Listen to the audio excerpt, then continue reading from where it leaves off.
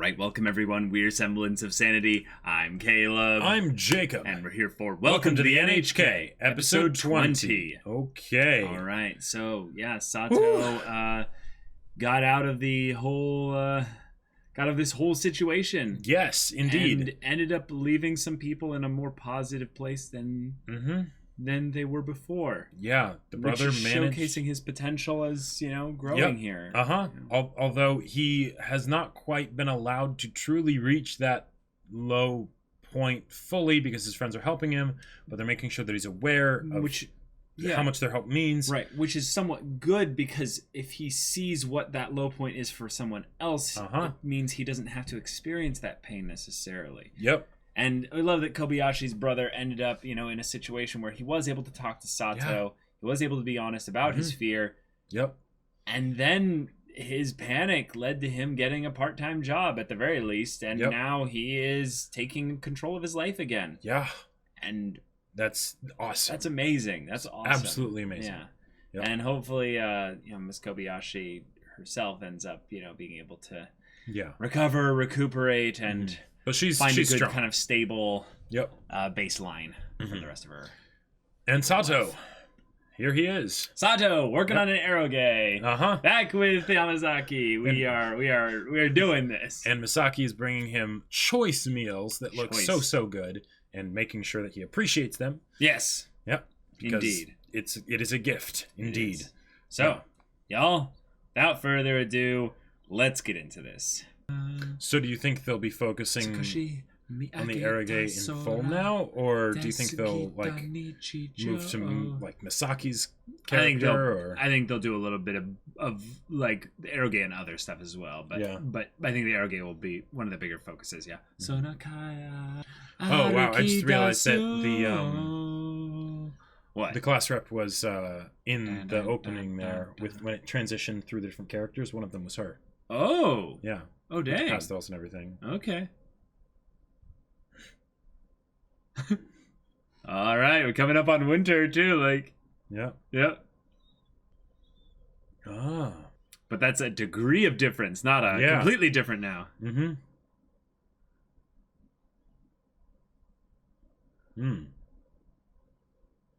It's funny because the main character looks pretty...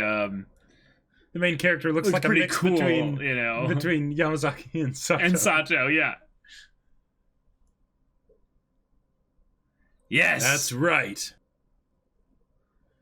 The power of owners compels us to go forward! Last spurt! Don't say spurt! That's such a... The secret.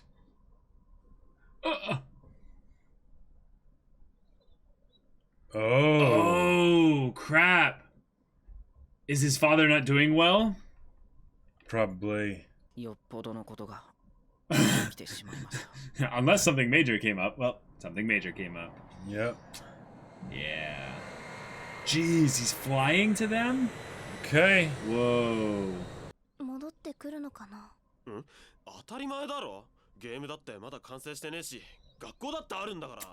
You never know. But if it's real bad, he could stay for months. Yep. What is the thing that his legs are under called again? It's like a kotatsu or something? Yeah. Leave it to Konosuba to teach me things about Japanese culture. Isn't that the puru puru pururin pururin? Now he's humming it. I gotta say though, I really like the way they're showing the passage of time, and that this is something that he's actively thinking about, even if he fell asleep and one of the keys. Yeah. I've had that happen once. I woke up to 3 pages of nonsense. Oh, just.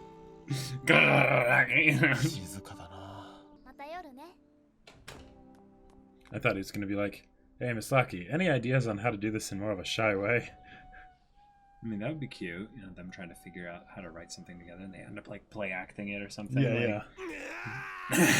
Eventually, it's a good just to take a break from it, walk away. But the fact that he's giving it this much dedicated focus is awesome. Flashback. Okay.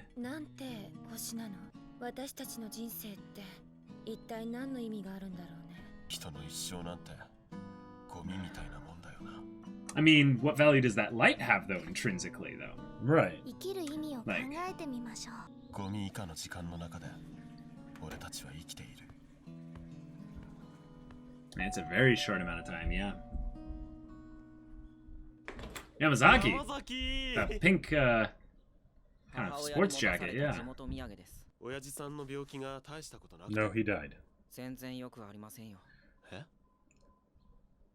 だったら僕がどういう理由でこの年で専門学校の1年生なのか考えたことあります？それはあんまり詮索しちゃ悪いかなって。産学科に進学したんです。Okay. うちが牧場やってますからね。 So he's doing something completely different now. Mm-hmm. And his father Oh, probably they was want him upset to- at that. Yeah, they want him to take over the ranch. 選択肢があるなんて。牧場継ぐことは決まってるんだし、見積もり作っといたから見といて。 Wow. そこには僕の人生設計が書いてあったんです。43歳で第一子高校受験、46歳で第一子大学受験、50歳で第一子卒業、80歳で死亡。 Wow. その見積もりには僕の未亡人がいくら保険金を受け取るかまで書いてあったんです。僕まだ20歳にもなってなかったんですよ。なのにあいつら人の人生を勝手に決めつけやがって、神様にでもなったつもりかよ。それから1年。 Good. Way to go, Yamazaki. Way to go. こっちに出てきたんです。そうだったのか。冬込みまでの猶予はもらいました。そこで僕らのゲームが評判になれば、ゲーム作りも続けられるかもしれない。ラストチャンスです。24時間体制で佐藤さんを僕の監視下に置きます。食事を取るのも、会員を取るのも、すべて僕の部屋でやってもらいます。いいですね。はい。 Okay. Hey, Yamazaki, what was that thing you were saying about dictating someone's life? こんなの全然シャイじゃないですよ。んなこと言ったって。気分転換をしましょう。Ah. はいだ。Oh, okay. じゃん。いい創作をするためには、いい食い物といい酒ですよ。 Wow. どんどんやってください。 Is Yamazaki Alright. doing this because it's basically like, I don't have much time left here? 大切なのは。 Maybe 2 bottles for the 2 of them? Yeah. いや、佐藤さん、あんたは何も分かってまへん。 That's the front door.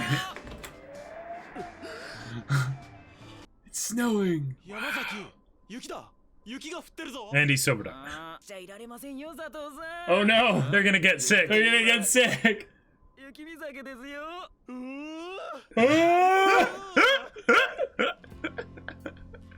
Oh no. And they're not gonna feel cold, so they're gonna go out there. Okay, good. They didn't put on coats though. 風流だな。 No. No. No. Oh, man. 山崎、これ Crap. ええ、僕の学校の教科書ですよ。 Oh, man. 必要ないものですから。 Oh, Yamazaki, no. Oh, come on. He's already given up. やっぱり教科書はよく燃えるな。7個を招待しちゃいます。 Wait. 勇者だな。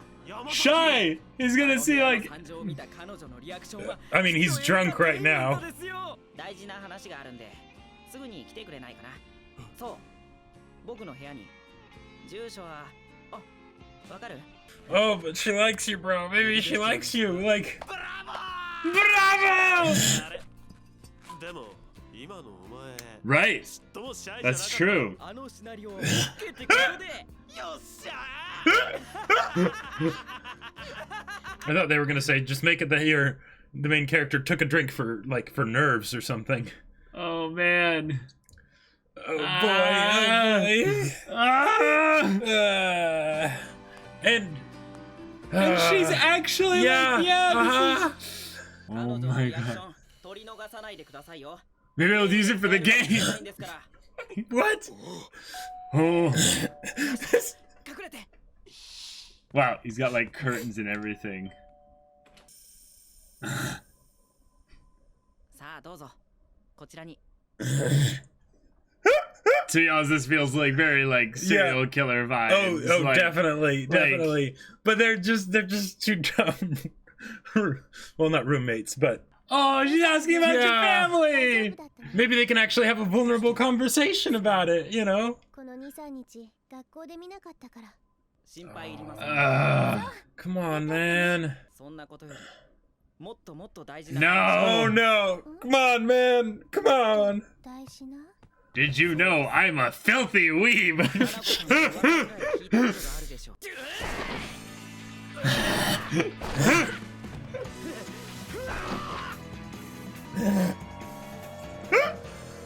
スーパーオタクなんですよ。 Super otaku. 花子さん、あなたをモデルにした Making this. Oh, my God. No. Oh, no. Oh, no. Oh, no. No, Yamazaki, that was too far. It's too similar to her, like, character models. She gave the 確かに baka. エッチなゲームとかは正直キモいと思うけど、でもそれに真剣に向き合ってる姿は Ah, な what? んていうか What? 素晴 Inspiring? らしいと思うし、 Manly? 山崎くんのそういうところ割と好き。 Bro! Dude! Bro! Hey, shyness. Shyness. 頭大丈夫？ Dude! No. Dude, what the hell? 隠れギャルゲーマニアだったとか？あ、わかった。 Oh my God. Oh my God. Oh my God. Now you're a baka of the highest order. Wow. Well, you got the reaction he 大丈 wanted. 夫です。それより今のしっかり撮影しましたか？ Tell me you got that. すごいエンターテインメントだったでしょ。 Now? 裏若きギャルがグーパンチで男をぶっ飛ばす場面なんて。あの子 Yeah, well, because he's like, I have to leave anyways. だったらどうだって言うんです。 Uh-huh. 早い方がいいじゃありませんか。それにしたって Wow. 別れ方ってもんが最高の別れ方だったじゃないですか。 No, it was one of the worst. 冬場に殴られると傷口がやけにしみるんですよね。傷薬 Bro. 取ってくる僕たちのゲーム Okay. 完成させましょうね。 Okay. もちろんだ Jeez. Whoa.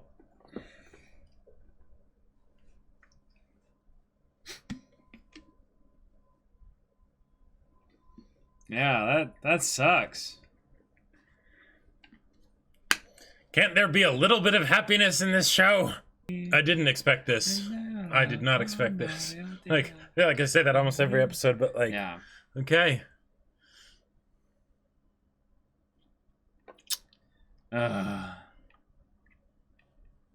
Wow. All right. Okay. Well, Yamazaki focus Yeah. this episode. Uh-huh. Okay. Wow. So- there's a lot of stuff involved with this here, but it's mostly Uh-huh. all just Yamazaki's story getting shown, at least with regards to the steps towards its finality. Like it will be him leaving the story Well, for the most part from what Yeah. they're showing here. If he goes back home mhm. and he actually stays, Right. there's no reason to continue having him in the story in the immediate Yeah. sense. However, they do need to finish the Gal game still, Mhm. and so Yep. there is that. So that can be a pretty good end point for the story, which makes sense. They finished their hentai game, and then Yamazaki goes home. But the circumstances of how he goes home are very much up in the air. Yeah. He might not necessarily go home if That's the true. Gal game is ridiculously successful, but it probably won't be. Yep. It probably won't be, but it could be successful enough to warrant maybe, hey, maybe this could become big. Right. You know. Right. Yeah. And But he's already resigned Yeah. himself to it Mhm. failing. He burned his textbooks. yep. He burned his bridges with Nanako. Uh-huh. He is effectively considering himself as already given up. Yeah. Now, there was this whole little bit in the beginning-ish of the episode where Sato and Misaki and the Even main characters, Yamazaki. yeah, Yamazaki as well, dealing with the idea of the meaning of life Right. and what purpose is there in being alive. Like, is there anything? Mhm. Is there any extra meaning to be gathered from these specific things. Yep. And what I find actually always to be a very interesting point of counter argument to these kinds of things, when you look at if you look at the math, like the scale of which our life and the drop that it is in the bucket of the universe, of course it's small, but meaning has nothing to do with size. As far as this goes, they were going for like intrinsic meaning or something, and of course, the span of a life being less than 1/10,000th of the time it took for that star to arrive for the light to get the light from the star to arrive and hit Earth. Yeah, sure, but what intrinsic value does that light have? Well, it either none of it has value or all of it has value. You can't do pick and choose and try and play God and measure what parts have value based on certain parameters that aren't even really value parameters. You're just making them up for the source of philosophical diatribe. And there's also the possibility that isn't the right question to ask. Yeah, because okay, why are we here? Who knows, right? Humanity's been around for a while. We're here because we're here, you know? We haven't been able to figure that out. But the point is, we're here. So what are we going to do? Right? Yeah. You know? Yeah. And then the philosophers are still going to... And then the philosophers will still ask that question until the end of time, until the universe goes cold. Right. Right. So the question has value in that it generates more discussion. Yep. I would say just one of the things that's a valuable point to keep in mind whenever these types of discussions are had is that we as human beings, we look for patterns, and we sometimes can only really compare rather than see the actual intrinsic value of something. Sure. So then we choose to limit our perspective as to what we're comparing things towards. Yeah. So we are like, we compare the length of our life specifically to the length of time in which a star's light takes to get to Earth. That's a very, very strange way to look at things. But there are some things that you can gain from that with regards to the scale of time, meaning that, the time that you are at a point of living and have the capacity to do things while you're alive, it is nothing in terms of the lifespan of the universe, in terms of the lifespan of reality and all that. Everything keeps on spinning. Yeah. It doesn't need you to keep on spinning. Yep. And that is humbling. That is in some ways a little chilling and haunting. Also, the idea that Yamazaki had the insurance salesperson from his family, his aunt, being like, here's some perspective kind of estimations of what his life will look like, so we'll have insurance kind of stuff prepped for all that. A full package, essentially, in that deal there. And that's a decent estimation based on, just law of large numbers. Large numbers and analytics of that area, time, what have you. But it is a little chilling to get that wake-up call of, oh my god, yes, your entire life could be contained on half a page of note paper. Yep. And are you okay with that? Right. Maybe you're not okay with that, but you might need to wrestle with that. And I love this because Yamazaki's been such a I oftentimes don't have much sympathy for the angry characters. Gotcha. Like when it feels like that's all that they are, right? Not that they have points where something angers them, but just generally just angry, right? Gotcha. Which is weird because I love the tsundere trope when done well. But so how does that work? But the idea that basically there was something about this where he was like, no, I can't let this happen. And then, he said he worked like a dog to save up money and moved to Tokyo, so that he could do all this stuff. Awesome. That's great. Like we've seen so many examples of where Yamazaki's temper causes trouble for him. Right, yeah. Not so much where it actually has helped him, where it's helped him actually go for something and dream, and helped Sato dream, right? If it wasn't for that angsty passion to be like, no, I can't let myself be contained to a half-page insurance policy, I'm going to go do something. He wouldn't have said, hey, hentai games, let's do it, right? And yet here we are. And I feel like that's something that maybe that he needs to be reminded of, because because he's taking this from the standpoint of I don't have a choice anymore, right? This is something that I have to do, right? Okay. Yeah. Which, God, like, it sucks because he's at the point where in his mind his life is over. His life has no meaning. He's burning his textbooks. He's burning bridges with, you know, the girl of his dreams. His life here has no meaning. Well, and I think his life there, he doesn't see it as having any meaning either. It's something that he has to do because whatever, he has to do it, right? He doesn't want his family to be in financial distress or something like that, right? Right, but he's not actually, like, ending his life. He's not, like... No, like, he I know. sees his life as having some meaning because he continues to live it. Where, but where does he... But that's not in anything that he says or does, other than the fact that he is still alive. Other than the fact that he's going to keep moving forward. Yes, but he's doing that not from a standpoint of any amount of hope for the future, but just, I guess this is my lot in life. I'll wait till I die kind of a thing. I'll let it play out. Yeah. Yeah.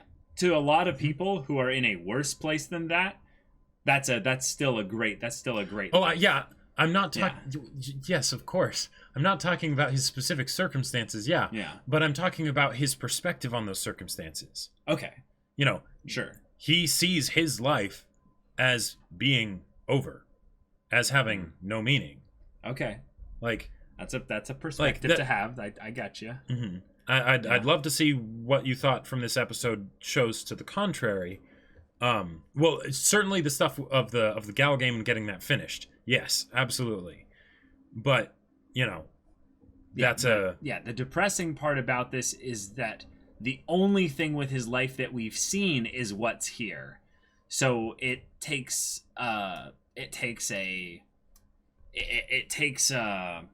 form as being his entire life, in that everything that we've attributed to him up until this point, he is burning and throwing away for a reason. And the logical, I would say the most obvious conclusion is that he sees it as meaningless, right? Right? Or that he sees it as he has no choice in the matter. It's meaningless now because his choice has been taken away from him, basically. So I TLDR'd it to he sees it as meaningless, right? Yeah. Right. So then what's the part of this that connects to his life in the farm, though? That's a different life. Look at, like, I see if anything, he's like, all right, this is all I have left is the eroge. That's literally it. Yes. So including that life back there.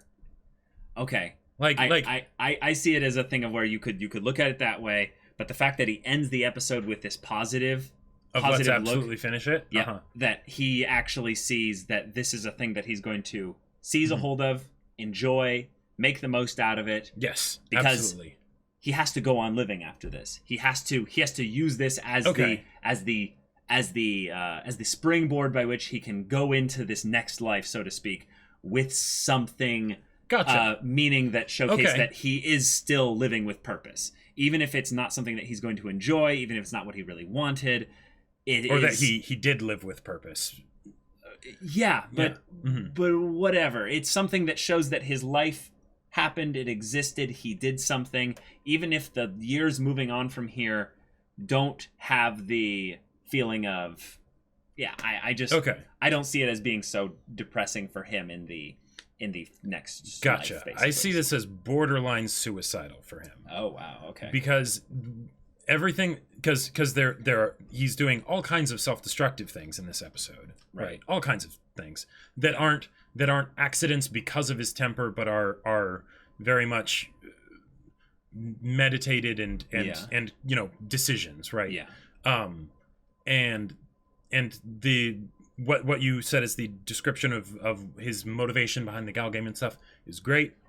My personal perspective on it is that this is since my entire life has now been sacrificed on the altar of the expectations of the family and the, you know, demands and responsibilities and all that stuff that he doesn't want to do, but he has to.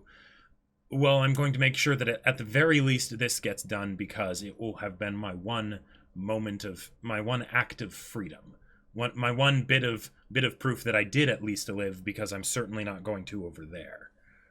Okay. I think that is a good almost bridge between both of what both of us are talking about. So Okay. I'll concede that for sure. I'm worried about Yamazaki. Okay, because I'm just, that's where I'm not Gotcha. worried about Yamazaki. I was worried about him literally up until this point. Until he said, let's absolutely finish it. Yep, Yeah. Yep. Because once I saw all those things, I thought the exact same thing you're thinking of. That, oh my God, he's throwing it all away. He doesn't care. He's fallen into the trap of basically seeing that none of this has purpose or meaning. And then, yet, all throughout this, he's bringing Sato along with him through everything here. Yeah. Like, Sato is involved in all of this. He wants him to capture this for posterity, as if it's like something that he's going to look back on fondly, actually, at some point. Like, there's this aspect of this where he's letting go of all these things that were what caused him to feel like he could do this, but he failed, so to speak. Or he believes he's already failed, so he can't really do much out of the Gal game as far as the financial thing that can stay. So it's him saying, I will leave, and this will be the only thing I have. And even if it doesn't really lead to anything there, I see it as being worth it because we're going to finish it. And then when I go on to my new life, essentially, all of that will still have some meaning because it's still within the context of me living, and I'm the person that... I went to Tokyo. I did all that stuff. I did the thing even if I still came back here. Memories don't just suddenly vanish because you disconnected and threw away all the results of the process. The process still happened. So I have way too optimistic of a viewpoint in life in general to see this guy right here, because we're looking at the image right now of him saying, our game, let's absolutely finish it, okay? That this is a guy that is... psychologically committing suicide with regards to his purpose in life. Well, I completely disagree. Well, and in some ways you could see it that it is sort of the death of the child, right? In that it's the growing up. You know, it's him reaching for the stars, and he's been doing that, and he's finally starting to maybe grab it, and then he realizes his arm's too short, right? Right. And now he's realizing, okay, I need to wake up. Right. And no more dreaming. No more dreaming. And that doesn't have to be a bad thing. It doesn't. No. It doesn't have to. It just means that for now he can't dream. He needs to face reality, which is tough. But it absolutely can be because it could. Because one of the other point of growing up is to challenge the old, so that way you can push the boundaries and see and sort of figure out what your own reality will be. Which is what he tried to do when he went to Tokyo. Yes, and he did an amazing job of it. And that's why my heart absolutely goes out to him, because to do all of that and then to essentially feel like it was for nothing other than the journey and the experience and knowing that he did it, you know?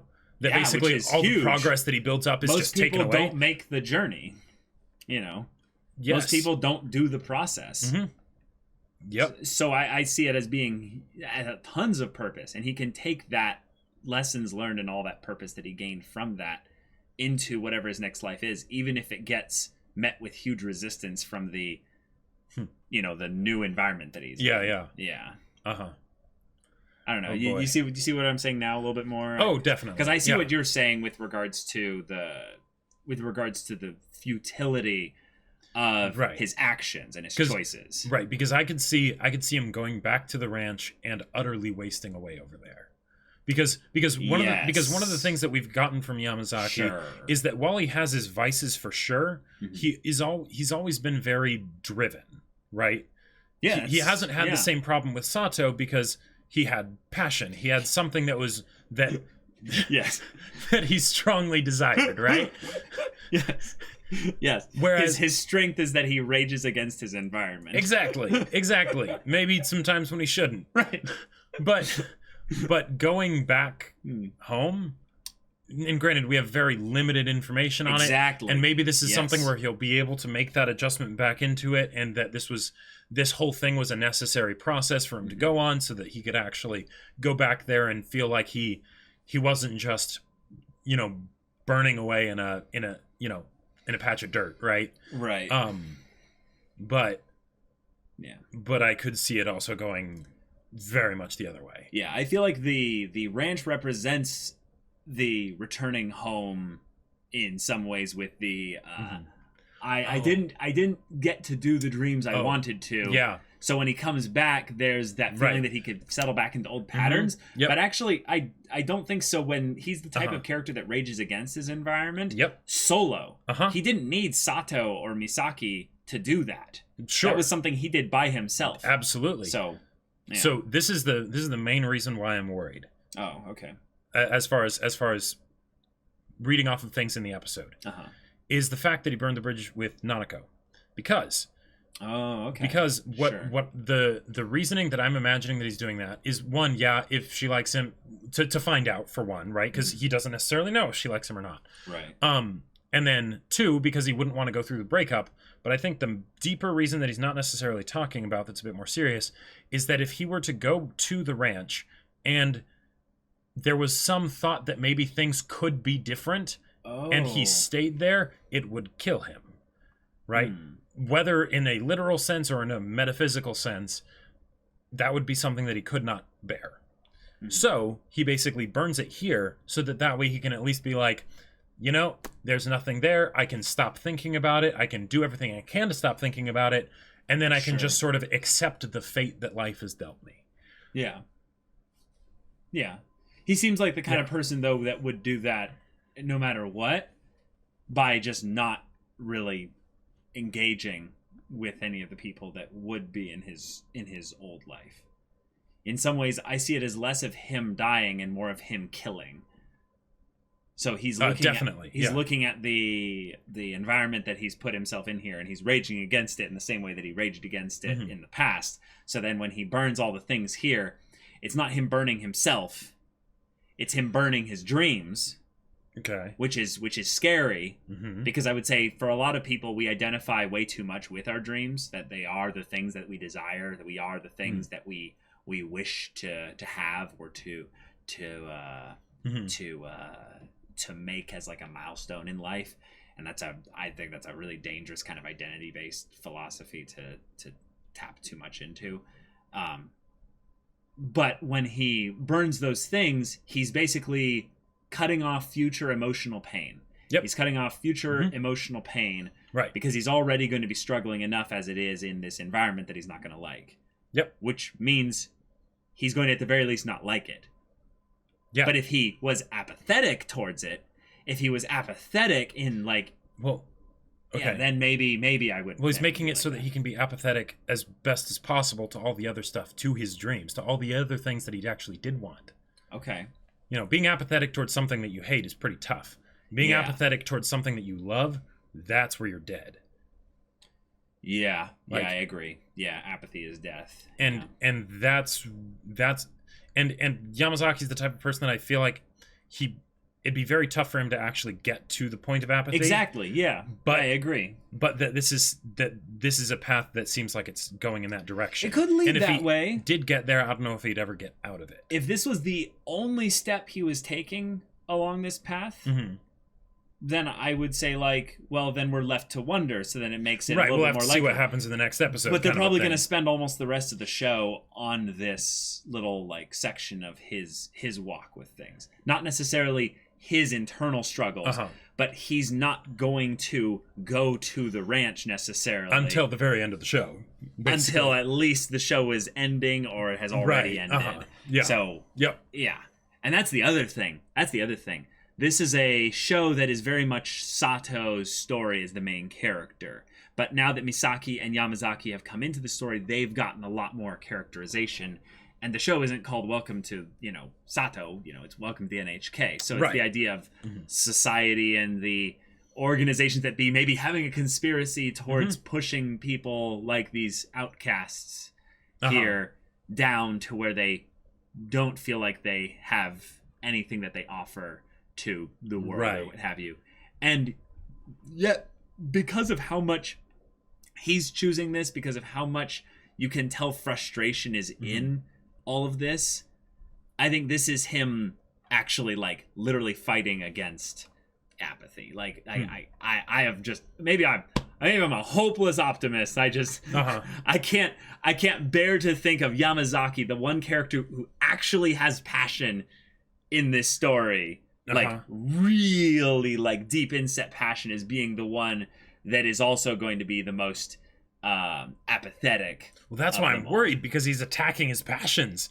Like there's like he's he still didn't burn the Gal games. He didn't burn the Gal game, right? He didn't burn the manga. Like I see all of that stuff as part of the journey here. It was this dream. It is not his passions.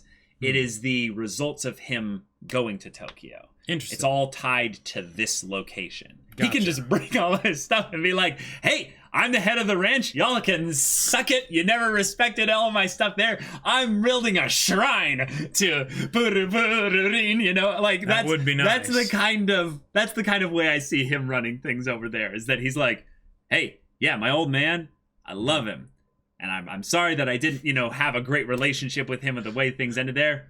But you know what? I'm renovating his room into my like manga collection spot there. See that den? It's never gonna be the same again." Yeah. Welcome to the pleasure room. Yes, exactly. Yeah. Exactly. Yeah. Sato and Misaki had a little bit of a wholesome understanding of the difference between something having no meaning versus something leaving an impact when she did the foot plant there. The idea that things that have shape, that have artistic beauty or something of creative merit will eventually wither away over the course of time to being shapeless and formless. But you still lived. You still left that step in there, that imprint in there. Yep. And that will erode away over time. But right. A million years from now, no one will be able to tell, probably. Right. That doesn't mean it didn't happen. Yeah. Yeah. Yeah. And even if it's just for like a generation or two, like the people that remember your name or what have you, those people are influenced, affected. Your footprint did mean something. Right. And yeah, I don't want to go into the philosophical stuff too much for like personally like things here, but like this is probably the thing about NHK that would make me want to rewatch the show. Oh yeah. Like personally, I really like the discussions surrounding certain philosophies of meaning, purpose, connections, identity, passion, dreams, all that good stuff. Because I think it's not all exclusively philosophical. It's not, right. There's a lot of mixed things in there. Yes, definitely. I don't know. What do you think? Like what was the grand thing you pulled out of this episode that was like, because they did touch on philosophical stuff. Well, yeah, I mean, there's all the grand stuff. I personally loved how they showed the quiet moments with Sato, because I feel like where he's struggling. Yeah, because the thing is that Sato is well, okay, I'll talk about personal experience. I have a lot of problems with silence. Oh, yeah. In that whenever things get really quiet, not necessarily in a literal sense, but even just like me, like my mind not really thinking about something, not worrying about something or whatever, then it starts to go to all the dark places of the things that I haven't fully figured out yet, right? And that's uncomfortable. Yeah. It's very uncomfortable. Yeah. And that was something that I saw with Sato along through the show up till this point, right? Because there's a lot of insecurities and his self-esteem was in the pits and all that stuff. Here, we had points where he was just sitting around, eating food and thinking about what's a way to do shy? What does that even mean? And working on it and really working on it. Even if he wasn't making progress, it was something that had his attention. Yeah. Right. And he was going about it in what seemed to be a very healthy way, even if he wasn't making too much progress. And that's something that we haven't really seen in the show up till this point too much, because usually when he has those quiet moments, then the chittering, starts happening and his furniture starts to get animated and whatnot. So the fact that we had that here, I thought was really, really good, because usually it would be about this time that Sato would start to sabotage himself, and he didn't. So, yeah. There's a bit of comedy in this episode. Yep. But they very quickly reminded us that this isn't necessarily that funny anymore. Yeah. At certain points. And yeah. Yep. Yeah. But the them being drunk together and being like, just, oh, this is a great idea. Oh my god, I've got a great idea. I'm gonna show that I'm a huge weeb. Like, Like, I wish he would have said that, like, behold, I am a filthy weeb. Like, and he just reveals the whole thing. Well, in a lot of ways, he did. He did, basically. Then he kept going after she responded. Her response. Oh! Wow. Wow. Wow.